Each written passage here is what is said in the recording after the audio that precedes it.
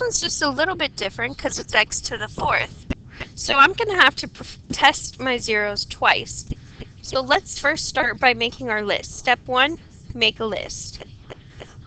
My coefficient is 1 and my constant is 9. So leading coefficient, 1 times 1. So positive 1 and negative 1. Constant term is 9. The factors of 9 are 1, 3, and 9. We divide. 1 divided by 1 is 1. 3 divided by 1 is 3.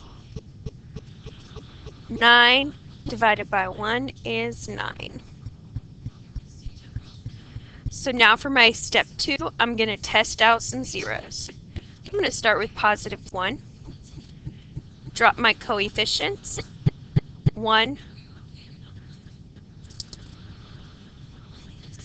And then the next coefficient is 4. My squared term is missing, so I put 0, negative 12, and then negative 9. Drop the 1. 1 times 1 is 1. 4 plus 1 is 5. 5 times 1 is 5. 0 plus 5 is 5. 5 times 1 is 5. Negative 12 plus 5 is negative 7. Negative 7 times 1 is negative 7. And that does not give me 0. So positive 1 is not one of my zeros, and I'm going to take it off my list. Then I'm going to move on to negative 1 and do the exact same thing to see if negative 1 will work. So same process. Drop the 1. 1 times negative 1 is negative 1. 4 minus 1 is 3. 3 times negative 1 is negative 1. 0 minus 1, negative 3. 0 minus 3 is negative 3. Negative 3 times negative 1 is positive 3. Negative 12 plus 3 is negative 9.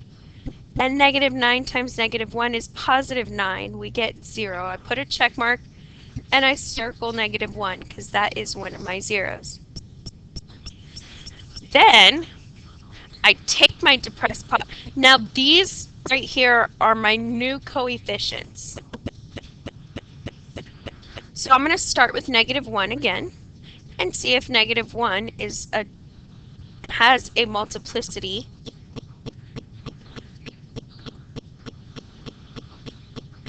We go ahead and drop our 1. So whenever you do this, we're always going to start on the one we left off. Okay? So negative 1 times 1 is negative 1. 3 minus 1 is 2. 2 times negative 1 is negative 2. Negative 3 times negative 3 plus negative 2 is negative 5. And negative 5 times a negative 1 is positive 5. This is not my 0. So I can take negative 1 off the list. And now I'm going to move on to 3.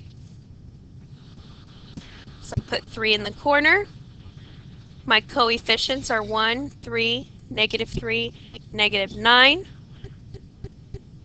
And the reason we have to do it again is because this is a cubed polynomial, and I need it to be a quadratic, so a squared polynomial. Drop the 1. 3 times 1 is 3. That'll give me 6. 6 times 3 is 18. That'll give me 15. And this is, I can already tell, 3 times 15 will give me 45. Whoops, not 14, but 45. So I already know that this one here is not going to work. I go back up to my list, and I'm going to cross out the positive 3 because positive 3 did not work. Let's try negative 3. 1, 3, negative 3, negative 9. drop the 1. 1 times negative 3 is negative 3. 3 and negative 3 is 0. 0 times negative 3 is 0.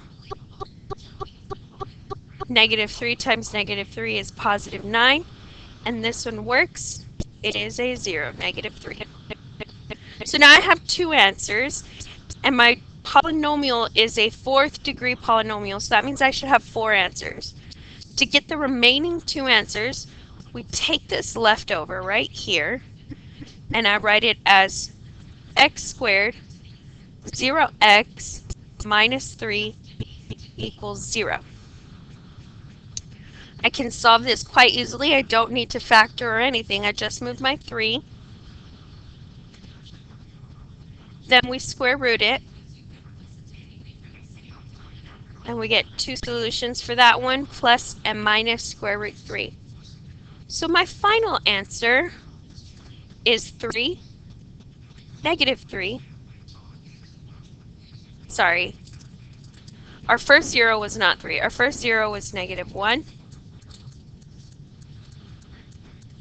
And then negative 3.